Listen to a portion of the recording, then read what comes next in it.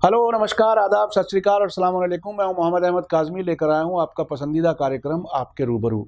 आपको जैसा मालूम है, मीडिया स्टार वर्ल्ड की तरफ से इस कार्यक्रम में हम बड़ी खबरों के पीछे की खबर क्या है और क्या कुछ हो रहा है, किस तरह से बड़े लोग देख रहे हैं हालात को, वो आप तक पहुंचाने की कोशिश हम लोग करते हैं। अभी जामिया मिलिया इस्लामिया में जो कुछ शुरू हुआ, जिस तरह से पुलिस कार्रवाई हुई, वो आप लोगों के सामने है। सोशल मीडिया से बहुत सी वीडियो आप लोग देख चुके होंगे, अखबारात में भी बहुत कुछ आ चुका है। ये सब हो रहा है सिटीजनशिप अमेंडमेंट एक्ट, जो पहले बिल था, अब लोकसभा राज्यसभा की स्वीकृति के बाद और राष्ट्रपति जी के हस्ताक्षर के बाद वो कानून बन चुका है। अब ये बिल नहीं बल्कि कानून बन चुका है। इस पर रिएक्शन आ रहा है, लोग बहुत बेचैन हैं और इस कानून में ये बताया गया है कि जो गैर कानूनी तौर पर हिंदुस्तान में पाकिस्तान, बांग्लादेश या अफ़गानिस्तान से आए हैं, उनमें आने वालों को, जो गैर कानूनी तौर पर आए थे, उनमें बाकी सब लोगों को इंडिया की नेशनलिटी दे दी जाएगी सिवाय मुसलमानों के। तो ये एक ऐसा लगता है जैसे एनआरसी जो पूरे मुल्क में इम्प्लीमेंट करने की बात है, जो आसाम में हुई थी, उसकी तैयारी है। और ऐसा शक है लोगों को, ऐसा शुबा है कि मुसलमानों को बड़ी तादाद में नेशनलिटी से बाहर कर दिया जाएगा, स्टेटलेस कर दिया जाएगा। आपने सुना होगा, आपसे पहले जो रोहिंग्या के साथ हुआ है म्यांमार में, शायद ऐसी कोई स्थिति आने वाली है, ऐसा लोगों को डर लग रहा है। मेरे साथ इस वक्त बहुत बड़े समाज सेवी, आर्य समाज की बहुत बड़ी शख्सियत और बंधुआ मुक्ति मोर्चा के सबसे बड़े जो एक तरह से वकील कहें और हिमायत करते हैं बंधुआ लोगों को छुड़ाने की, ख़ास तौर पे चाइल्ड लेबर की, मेरे साथ हैं इस वक्त स्वामी अग्निवेश जी। वेलकम है आपका अग्निवेश जी मीडिया स्टार वर्ल्ड में। आप हमें समय देते हैं, हम आपके शुक्रगुजार हैं। आप बताइए कि मुल्क की ये जो बहुत तेज़ी से हालात बदल रहे हैं, पूरे मुल्क में एक तरह से प्रोटेस्ट का सिलसिला है। शुरुआत हुई थी आसाम, त्रिपुरा से, और अब पूरे देश में अलग अलग जगहों पे प्रोटेस्ट हो रहे हैं। और इसमें सिर्फ मुसलमान नहीं हैं बल्कि दूसरे लोग भी, चूँकि देश की खूबसूरती ही हमेशा इस दुनिया भर में जो भारत को समझा जाता रहा है, देखा जाता रहा है, वो सबके सारे धर्मों को एक साथ पीसफुल तरीके से रहने के लिए एक मिसाल हमेशा रही है। आप तो दुनिया भर में जाते रहे हैं। अब आपको कैसा महसूस हो रहा है, किस परिस्थिति में हैं हम, किस तरफ आगे बढ़ रहे हैं, आप ज़रा बताइए हमारे व्यूअर्स को। देखिए कि बहुत ही ख़तरनाक मंजर से मुल्क गुज़र रहा है, और ऐसे हालात में हम सब लोगों को एक आवाज़ बन करके, बिना कोई आपस के, और भी कई मतभेद हो सकते हैं, पॉलिटिकल हो सकते हैं, सोशल, रिलीजियस, कुछ भी हो सकते हैं, लेकिन हम सबको एक साथ खड़े होना पड़ेगा। ये मुल्क को तोड़ा जा रहा है और एक ऐसे हालात पैदा किए जा रहे हैं जिसको हम कहते हैं सिविल वॉर जैसी स्थिति पैदा की जा रही है। हाँ जी। और ये सरकार पता नहीं क्या, इनको एक नशा सा चढ़ गया है। आसाम से इनको सबक लेना चाहिए था, जहाँ इनकी अपनी हुकूमत है जिस सूबे में, वहाँ पर इनको बहुत महंगा पड़ रहा है ये। जी।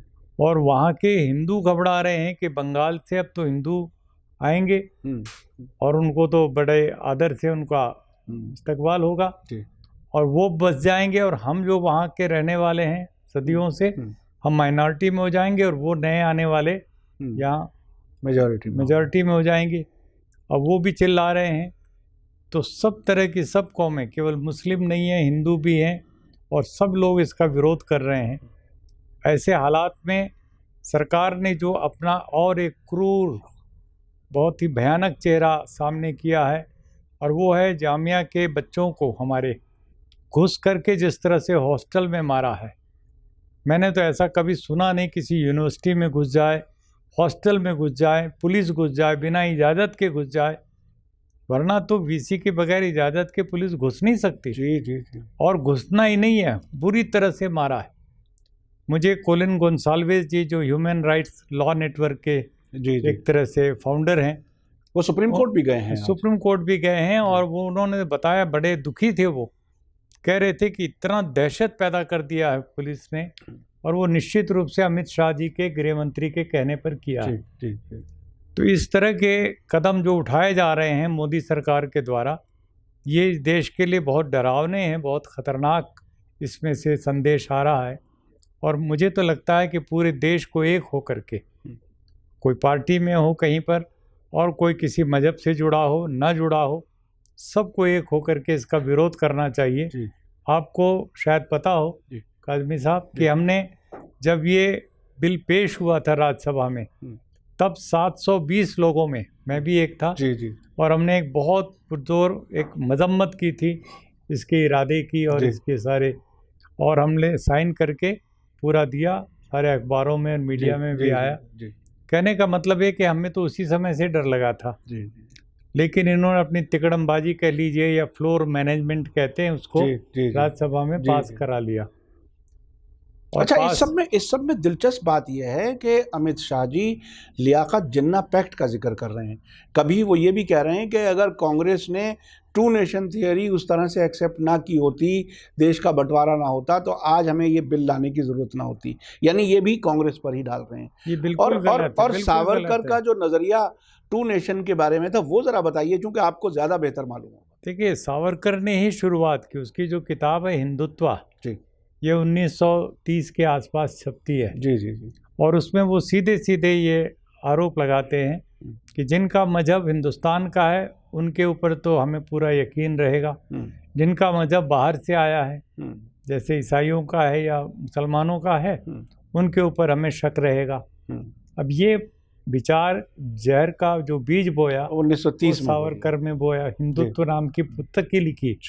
और वही हिंदुत्व जो है आज कट्टरपंथी जो ताकतें हैं, जो बीजेपी और आरएसएस परिवार, संघ परिवार से जुड़ी दिखती हैं, वही लोग उसका झंडा उठाए घूम रहे हैं। अच्छा, उनका खुद क्या जो ये भी बताया जाता है कि अंग्रेज़ों के लिए जासूसी करते थे ये लोग, और बहुत सी चीज़ें बताई जाती हैं। तो ये देश के हमदर्द हैं, या आज भी किसी विदेशी ताकत के कहने पर ये मुल्क को एक तरह से तितर बितर कर रहे हैं, तोड़ने की तरफ ले जा रहे हैं? क्या मतलब, आप तो चूँकि विदेशों में भी जाते रहते हैं, कुछ बहुत सी चीज़ें आपको सुनने में आती होंगी, देखते होंगे, पढ़ते होंगे, ऐसा क्या लगता है इस वक्त ऐसी कौन सी इमरजेंसी है जिसमें ये बहुत तेज़ी से सब कुछ करना है? क्यों ऐसा सब कुछ हो रहा है? देखिए कि कुछ तो जो डोनाल्ड ट्रंप साहब कर रहे हैं अपने मुल्क में, और उनके ऊपर इम्पीचमेंट का इतना बड़ा वो इल्ज़ाम लगा इतना भयंकर, और उसके बावजूद भी वो अपने करतूतों में लगे हुए हैं। तो वो शायद इनको इंस्पायर कर रहा हो, तो डोनाल्ड ट्रंप जिसकी चुनाव में जीत का वो लेकर के परचम गए थे हमारे मोदी जी वहाँ। अब की बार ट्रंप सरकार बाकायदा कहा था, नारा लगवाया। नारा लगवाया बाकायदे। एक देश का प्रधानमंत्री दूसरे का चुनाव प्रचार करने के लिए जाए, ये हमने भी पहली बार सुना था। इतने लंबे अरसे से हम भी पत्रकारिता कभी नहीं हुआ, लेकिन इस हद तक गए, और कोई मुल्क के लिए फायदा भी नहीं निकला। उस इतने बड़े शोबाजी से कोई चीज निकली नहीं कि हिंदुस्तानी नागरिकों के लिए वहाँ, उसके लिए हजारों लोग यहाँ से गए थे बाकायदा, आरएसएस के लोग, और वहाँ बाकायदे बहुत करोड़ों रुपए खर्च हुए उस 2 घंटे के 1.5 घंटे के कार्यक्रम में, और बहुत कुछ नाटक किया गया। इस उम्मीद से किया गया कि शायद डोनाल्ड ट्रंप कुछ ऐसी अनाउंसमेंट करेगा। उसने कुछ भी नहीं किया, खाली हाथ लौटे ये। लेकिन मैं कुल मिलाकर के मैं भी बताना चाहता हूँ कि ट्रंप ने जैसे हालात बिगाड़ रखे हैं अमेरिका के अंदर, उससे और 2 कदम आगे बढ़ करके मोदी सरकार यहाँ हिंदुस्तान में बिगाड़ रही है। और इनको एक ही बात लग रही है कि मुसलमान चाहे वो कश्मीर की वैली में कूटे जाएं, पीटे जाएं, उनके सारे अधिकार छीन लिए जाएं, और बाकी मुल्क के अंदर भी उनको इस तरह से अब एनआरसी का जो उन्होंने भूत पैदा कर दिया, और चिल्ला चिल्ला के कह रहे हैं अमित शाह होम मिनिस्टर कि हम एनआरसी लाने वाले पूरे देश में, बिल्कुल पूरे देश में लाएंगे। अब आसाम में लाए तो वहाँ 19 लाख लोग उस रजिस्टर के बाहर हो गए। उनमें से मुश्किल से 4-5 लाख लोग हैं जो हैं, नहीं तो बाकी तो कुछ लोग मर चुके, कुछ लोग अपील ही नहीं किया, बहुत से ऐसे लोग हैं, तो वो बहुत कम। और उसमें पास इतना हिंदू ज़्यादा है। हाँ, हिंदू ज़्यादा हैं, और उनको कहाँ से लाएंगे कोई एविडेंस इस तरह का? वो आप आधार कार्ड को मान्यता नहीं दे रहे हैं, पैन कार्ड को नहीं दे रहे हैं, आप कह रहे हैं कि वो सारी चीज़ें लाओ, बुनियादी चीज़ें। अब किसके पास है? और करोड़ों लोग ऐसे हैं इस मुल्क के अंदर खास करके हमारे आदिवासियों के पास तो कुछ चीज़ होती हाँ, नहीं। डेट ऑफ बर्थ तो डेट ऑफ बर्थ नहीं हाँ, होती। डेट ऑफ हम हमारे ज़माने में भी डेट ऑफ बर्थ नहीं होती थी। नहीं होती थी। हाँ जी, जी जी जी। हाँ मतलब सर्टिफाई हाँ, हाँ, हॉस्पिटल में तो जी, होते नहीं, हम घरों जी, में पैदा होते थे और जी। ऐसे ही रह जाता। हाँ। कहने का मतलब ये है कि इस तरह से अनलीश करना टेरर और लोगों के दिलों में भय पैदा कर देना, आप करें या कुछ न करें, लेकिन इससे देश को अंदर से आप बहुत बड़ा एक खोखला कर रहे हैं, कमज़ोर कर रहे हैं।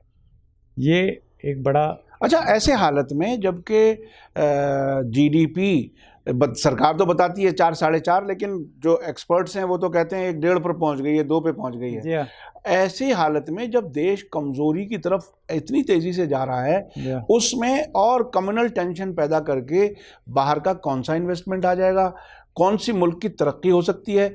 आखिर मुल्क की तबाही का कोई कोई ऐसा प्लान है जो कहीं कोई पीछे कोई ऐसी ताकत है जो पूरी तरह से जैसे कहते हैं ना, पूरी बिल्डिंग ख़त्म कर दीजिए फिर दोबारा खड़ी की जाएगी, ऐसा आखिर क्या चीज़ हो सकती है? किसकी वो आइडियोलॉजी है जो इस तबाही की तरफ इन्हें आगे बढ़ा रही है? देखिए कि किसकी आइडियोलॉजी की ज़रूरत नहीं है। शुरू से ही नाथूराम गोडसे और सावरकर इन लोगों से ही प्रेरणा ली, और इनसे पहले ली थी हिटलर से, नाजी से, ठीक है ना। और उस तरह के मुसोलिनी हिटलर से प्रेरणा लेकर के तो आरएसएस की शुरुआत हुई, और अब उनके हाथ में हुकूमत आ गई, पूरे मुल्क की हुकूमत आ गई। तो जो खेल इन्होंने गुजरात में एक प्रयोगशाला बनाई, लेबोरेटरी, और वहाँ करके देखा सन 2002 में, और फिर उसके बाद आज पूरे मुल्क के ऊपर उसको थोपा जा रहा है। और इस तरीके से बहुत बड़ी बात है जो आप कह रहे हैं कि गुजरात, बिल्कुल गुजरात रिपीट करने की मॉडल जिसको बोल रहे थे ना, गुजरात मॉडल लाएंगे पूरे देश में, ये वही मॉडल है। गुजरात मॉडल का मतलब है, लोग समझ रहे थे तरक्की का मॉडल है, तरक्की का, वो कुछ नहीं, वाइब्रेंट गुजरात नहीं था, वो तो सबसे ज्यादा काला अध्याय था गुजरात का। गांधी के प्रदेश में जिस तरह से मासूम बेकसूर लोगों को, मुसलमानों को चुन चुन के मारा, उनके पेट चीर करके मेंबर पार्लियामेंट तक को मारा, हाँ, और हाँ उनको तो जिंदा जला दिया, कुर्सी से बांध के जिंदा जलाया बेचारे को। तो मैं ये कह रहा हूँ ये सब चीज़ें हुई हैं, और आज पूरे देश में उसी मॉडल को पूरी तरह थोपा जा रहा। अच्छा, ऐसे हालत में आप जैसे लोग जो हैं, अलग अलग मज़ाहिब के लोग हैं जो सब मिल कर के रहना चाहते हैं, वो क्या कर सकते हैं? क्या जिम्मेदारी है? क्या आप भी कहीं कुछ ऐसी कोशिशों में कहीं लगे हैं? कुछ लोगों से आपसे बात हो रही है, कैसे मामलात को संभाला जाए ताकि देश वापस अपनी ट्रैक पर तरक्की की तरफ जाए और प्यार मोहब्बत से एक साथ रह सकें?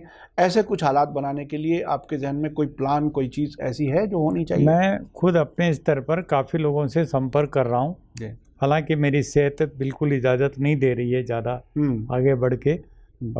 81 साल की उम्र हो रही है मेरी, तो मैं कोशिश कर रहा हूँ जितने भी लोग समझदार लोग हैं मुल्क में, और ख़ास करके जो गैर मुस्लिम है, उनको मैं कह रहा हूँ कि ये वक्त है हम सबको भी सामने आने का। क्योंकि ये सरकार इसमें से भी अपना फ़ायदा ढूंढ रही है कि मुसलमान जितना निकलेंगे सड़कों पर उतना हिंदू और इकट्ठा हो जाएगा। बिल्कुल ऐसा लग रहा है कि प्रोवोक किया जा रहा है कि किसी तरह से मुसलमानों की तरफ से जवाबी हमले शुरू हों, ताकि हम ज़्यादा से ज़्यादा सबक सिखा सकें।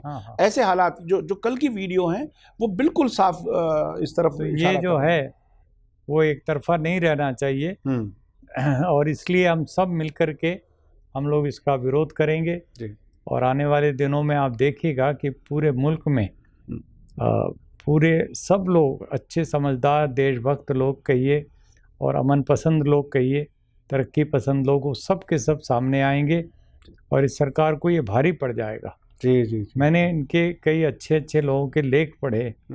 डॉक्टर वेद प्रताप वैदिक लिख रहे हैं, लगातार लिख रहे हैं कि बहुत ही गलत फैसला किया इस सरकार ने, और इसको वापस लेना चाहिए जल्दी से जल्दी। और सरकार यदि नहीं लेती है तो सुप्रीम कोर्ट को आगे बढ़ करके इसको जल्दी जल्दी इस कानून को। अच्छा, इसका जो सबसे ज़्यादा जो अफेक्टेड कम्युनिटी है वो जाहिर है मुस्लिम्स हैं, उनको आप क्या पैगाम देना चाहेंगे इस वक्त? ये बहुत ही एक पैगाम जरूर देना चाहूँगा जी जी कि विरोध कीजिए, सड़कों पर आइए, खूब जम के कीजिए, लेकिन कोई वायलेंस जी अपनी तरफ से मत होने दीजिए। वायलेंस यदि सरकार पुलिस करती है तो करने दीजिए, वो दिखना ऐसे चाहिए साफ साफ, उसको सही बर्दाश्त कीजिए।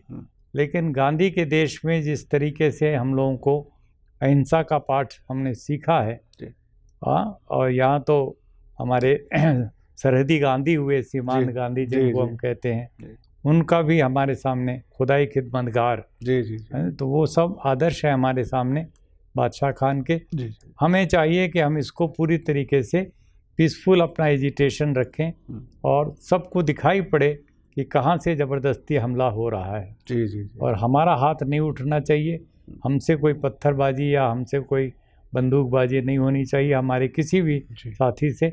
ये हमें बहुत एहतियात रखना पड़ेगा। जी। बहुत बहुत शुक्रिया स्वामी अग्निवेश जी, आपने बहुत ही अहम बातें कहीं और ख़ास तौर पर जो मशवरा दिया। मैं बताऊं कि कल भी जो जामिया में जो हुआ उसमें फ़ौरन जब वायलेंस हुई तो जामिया की तरफ से स्टेटमेंट आया स्टूडेंट्स की तरफ से कि इस वायलेंस से हमारा कोई ताल्लुक़ नहीं है, कुछ लोग बाहर के हैं। और फिर बाद में कुछ ऐसे सबूत भी सोशल मीडिया पर आए हैं जिसमें पुलिस खुद इन्वॉल्व नज़र आ रही है। ये तो आगे जो भी जांच होगी उसमें चीज़ें सामने आएंगी, लेकिन जो अब तक सामने आ रहा है वो मैं आपको बता रहा हूँ। आपने पेशेंस के साथ, सब्र के साथ प्रोटेस्ट करने के लिए, बग़ैर वायलेंस के प्रोटेस्ट करने के लिए बात कही। ये हमारा डेमोक्रेसी में एक हक़ भी है, संविधान हमें इसका हक़ देता है। तो बहुत ही अच्छी बात आपने कही, बहुत ही अच्छे मशवरे दिए और एक ज़िम्मेदारी का वक्त है इस वक्त, सभी को बहुत ज़िम्मेदारी से बिहेव करना चाहिए। इसी के साथ मुझे दीजिए इजाज़त। धन्यवाद, शुक्रिया। जय भारत, जय हिंद।